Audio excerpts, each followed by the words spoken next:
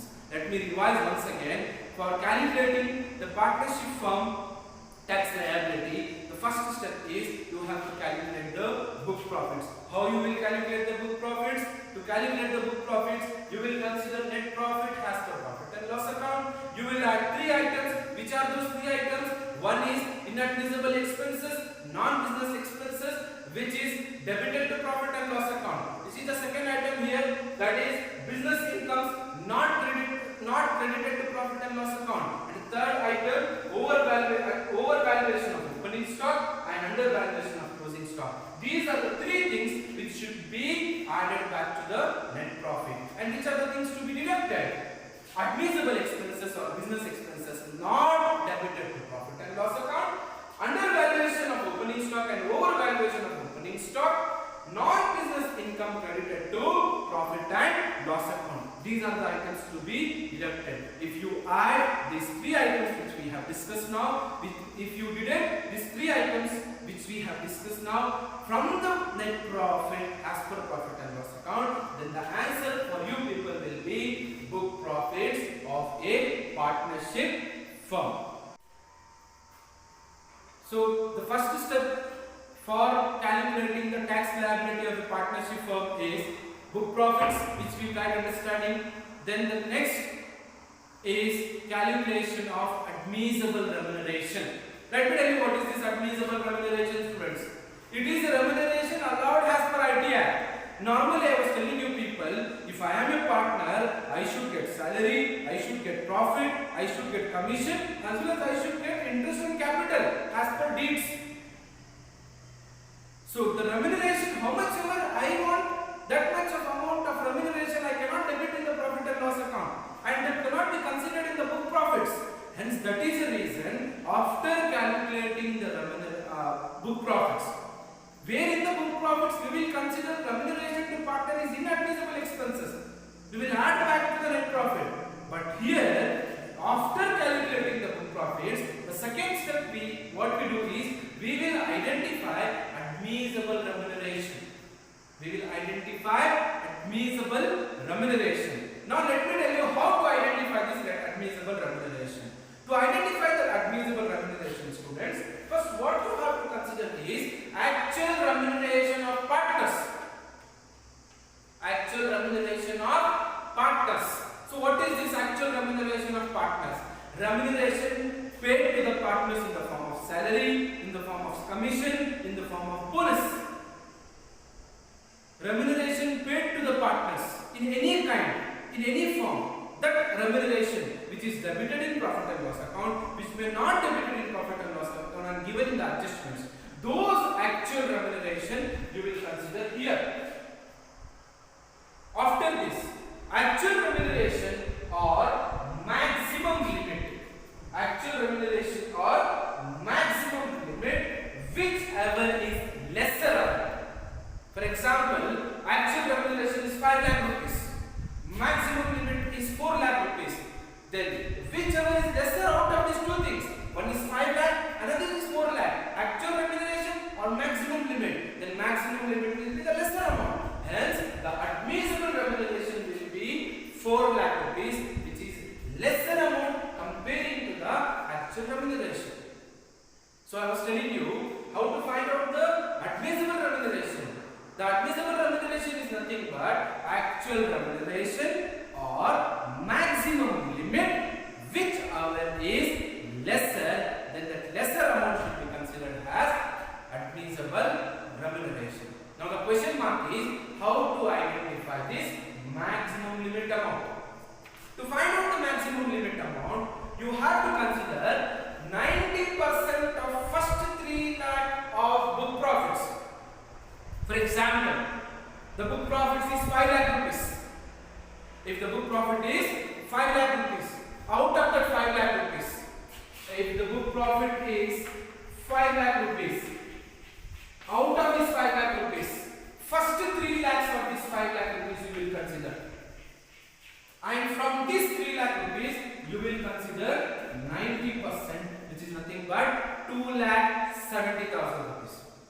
Keep this in your mind. We are calculating maximum limit to find out the admissible remuneration. So in this maximum limit, which is the first thing you will consider here? You will consider 90% of first 3 lakhs of book profits or 1,50,000 rupees.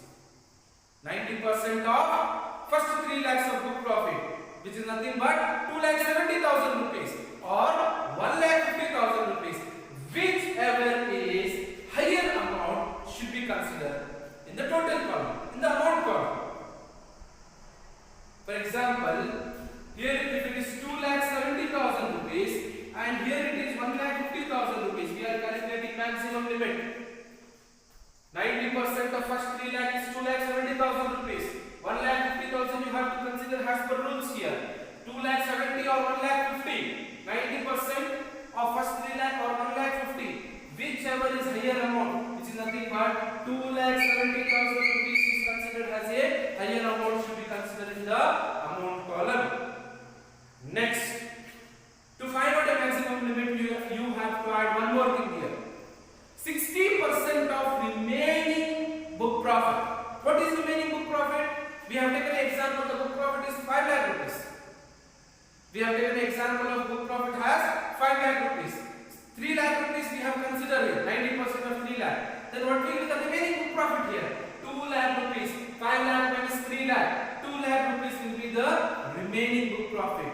Then you will add 60% of remaining book profit, whatever the amount you get here, that amount should be considered. Now to find out the maximum limit, you will consider 2,70,000, which is higher amount. Comparing to these two things, another amount is 60% of remaining book profit, which is out of 2 lakh rupees you will consider 60%. So you will add 2,70,000 plus 60% of remaining book profit, you will get a amount here, which is said to be as a maximum limit amount. Once again I repeat, to find out the admissible remuneration, the formula you can consider to find out the admissible remuneration, which is nothing but admissible remuneration is equal to actual remuneration or maximum limit, whichever is whichever is lesser, that should be considered as a admissible remuneration. Actual remuneration can be identified in the question.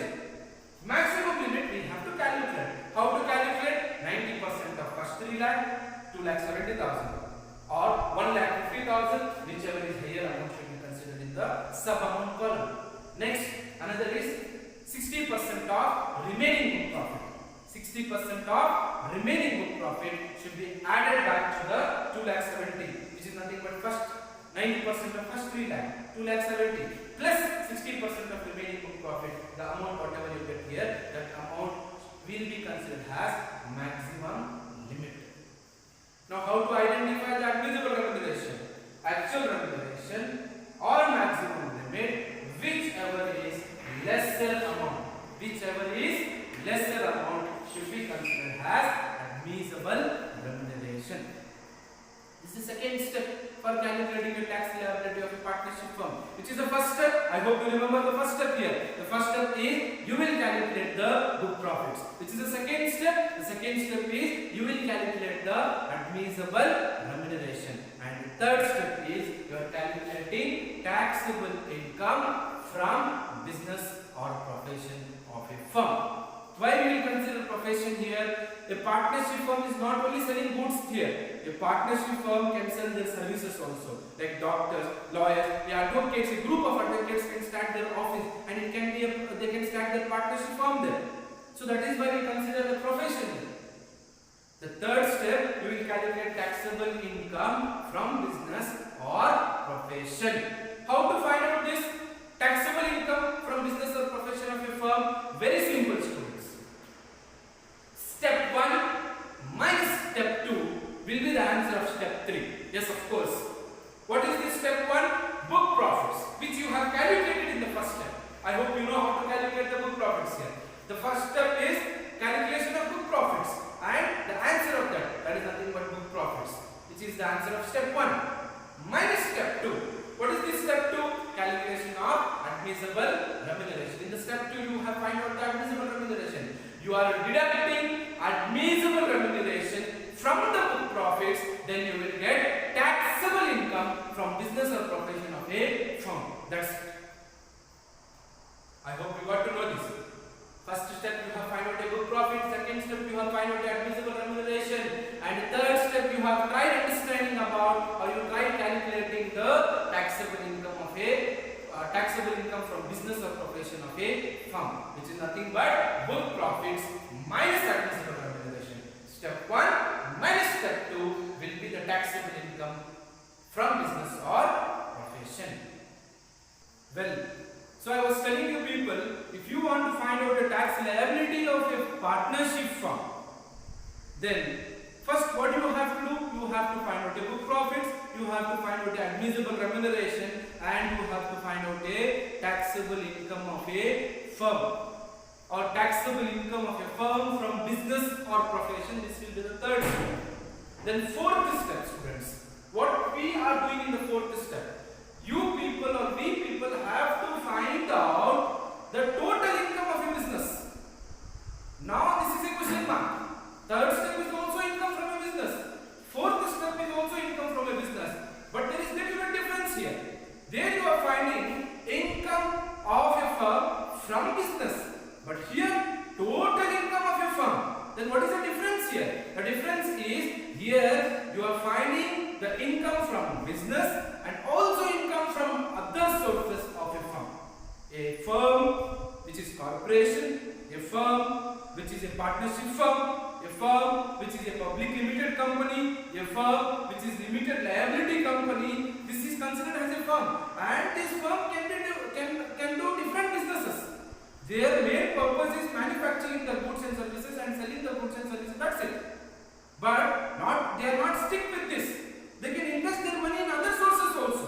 For example, they can construct the buildings and they can gain an amount from them. But that is not an income from business. But it is an income of a firm. I hope you are getting my point here. This is not an income from business, but this is an income of a firm. Business is selling, firm is selling goods and services and earning money, income from business. But firm is getting certain amount from the house property of your firm, which is nothing but income of a firm, but not income from a business of a firm. So what we do in the fourth step is we will collect all those incomes of a firm, including business, which is nothing but income from business. That income of a business of a firm is considered here. If a firm has any income from house property, if a firm has income from house property, then that particular income will be considered. If a firm has income from capital gains, like the firm has invested in any long-term investments or short-term investments. If the firm is getting an income by selling the fixed assets, by selling the non-current assets, if the firm is getting any capital gains, that income is also considered. If a firm is getting an income from any other sources, like interest from government securities, dividend from other companies, dividend from foreign companies, and of course dividend from Indian companies considered, but it is exempted as per Income Tax Act. That is considered as other incomes. All the other incomes of a firm, like income from house property, income from capital gains, and income from other sources, all those incomes should be considered here. So, for calculating total taxable income of a firm, you will consider 4 incomes of a firm. Income from business, income from house property, income from capital gains, and income from other sources. Total of these 4 should be considered as gross total income. Why we are considering this gross? Gross is nothing but before deduction. Then you will deduct some of the deductions here. What are those deductions? You have many deductions, students. Deduction is one of the benefits given by the government, first of all, to the companies. For example, deduction under section 80G, deduction under section 80GGA, deduction under section 80GGB. There are many deductions. So any deductions, if you are eligible for deductions, and there are many rules and regulations for eligibility of deduction. I will discuss those deductions in some other videos. But in this video, let us understand this particular deduction, this particular format, where you have to deduct the deductions from the gross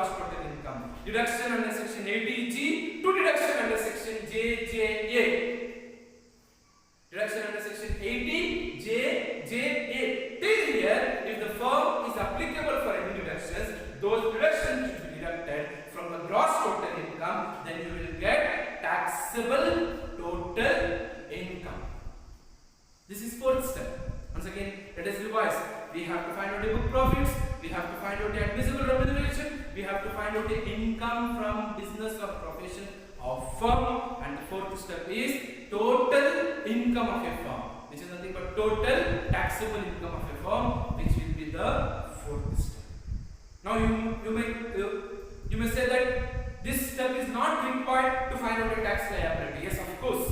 Fourth step is not required to find out a tax liability. But in the examinations, especially Bangalore University 6th semester BCom examinations, in this particular chapter, they can ask a question to find out the total taxable income. Then you people have to do this fourth step. And the fifth step is the ultimate tax liability of a firm. You are finding a tax liability of a firm as per normal provisions. How to find out the tax liability of a firm? Simple. The incomes whatever you have calculated, income from business, income from house property, income from capital gains, income from other sources, from all those incomes you take the tax amount. Calculation of tax liability will be the fifth step. Here, income from business. How much ever the income from business you have, like 1 crore, 2 crores, 3 crores, 100 crores, 500 crores, 1000 crores incomes you have, take 30% of that income from business as a tax you have to pay to the government, which is direct tax. Once again, I am telling you it is direct tax. Next, if you have income from house property, like you have income from house property has 50 crores, then 30% of 50 crores is tax. If you have income from capital gains, this capital gains can be broadly classified into two here. One is long-term capital gain, another is short-term capital gain. If you have any long-term capital gain, then 20% tax you have to pay on this. If you have any short-term capital gain, then 15% tax you have to pay on this.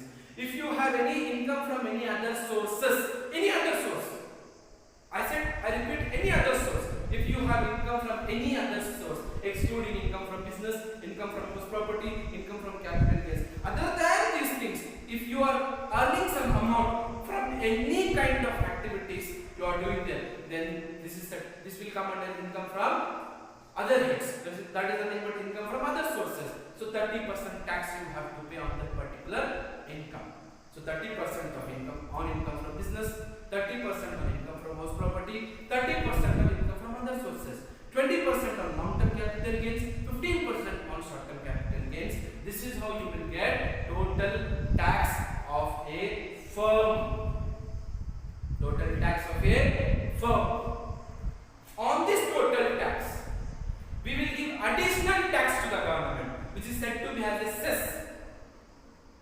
Before it was only education cess. Now recently there is a upgradation in the cess. This education cess, one more thing they have included in the education cess, that is nothing but health and education cess. 4% on tax amount. Which is this tax amount? Tax on business, tax on income from business, tax on income from house property, tax on capital gains, tax on other sources. All those taxes, only tax amount you will add here. Then on this total tax amount from 4 heads, you will calculate 4% health and education cess. Add this 4% health and education cess to the total tax amount, you will get tax liability of a firm. Tax liability of a firm has an ultimate answer. This is what we are trying to understand in the assessment of firms. We tried understanding what do we mean by firm. There we got to know a firm can be different things. We tried understanding what do we mean by partnership. We tried understanding what is the assessment. There you got to know assessment is determining something, assessment is judging something, assessment is estimating something, assessment is valuing something, assessment is identifying something. This is what we have identified. Assessment of firms is nothing but you have identified the tax liability. How you have identified the tax liability? By identifying book profits, by identifying admissible remuneration, by identifying tax income from business by identifying total income of a firm and also by identifying tax liability of a firm. This is what we have assessed, we have valued, we have calculated, computed in this particular chapter. Thank you so much.